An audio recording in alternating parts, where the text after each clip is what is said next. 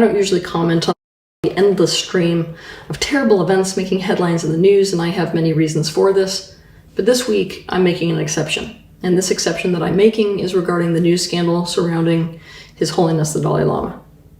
This last week, footage of him in a live global telecast from Dharamsala, where he was addressing a group of graduate students, which, by the way, happened more than a month ago, about the importance of empathy, inclusion, and trust, was manipulated and maliciously spliced so that what happened was taken out of both situational and cultural context to make it look like what he initiated was what people are now calling a, quote, blatantly sexual act with a child. Now people all around the world are turning against His Holiness the Dalai Lama, comparing what he did to real incidents of child sex abuse that have happened in this world. Aside from the fact that in Tibet the tongue is not regarded as a sexual object the way it is in other places in the world, and aside from the fact that people in Tibet often stick out their tongue as a sign of respect to one another, I have to explain something about Tibetan culture. In Tibetan culture, the type of teasing and bartering for affection that we witness between the child and His Holiness the Dalai Lama is commonplace between elders and children in Tibet. If a child asks for something from an elder, which the child in the footage, by the way, actually did, it is common for the elder to tease them by bartering for affection, asking for a kiss, example. And a common cultural tease is to say, I gave you everything. The only thing left for me to give for you is for you to eat my tongue. This is an expression and a tease that makes no sense outside the context of Tibetan culture. A phrase that does not translate well, even in its exact translation. Problem is, His Holiness the Dalai Lama is not fluent in English, and he did not translate the expression exactly.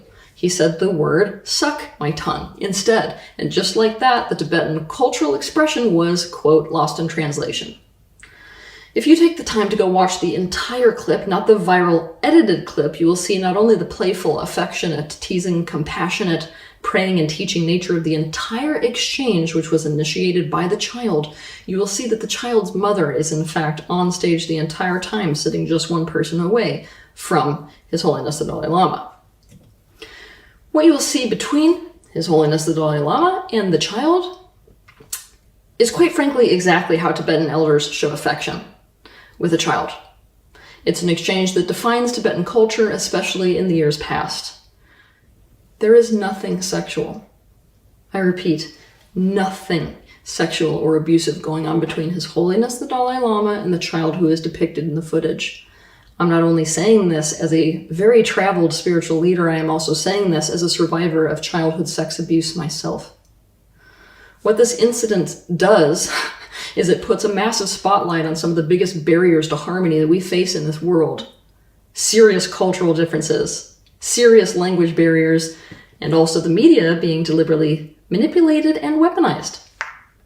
Regardless of what culture we come from, we project our own culture, our beliefs, our practices, our traditions, our rules, our taboos onto the world, as if it is a given that ours are everyone's and that ours are the true ones and the right ones.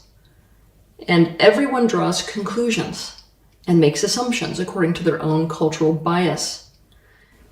Here's an example. Kissing on the lips has been sexualized only in certain cultures, especially in the Western world, whose cultural roots, do not forget, are embedded in Christianity.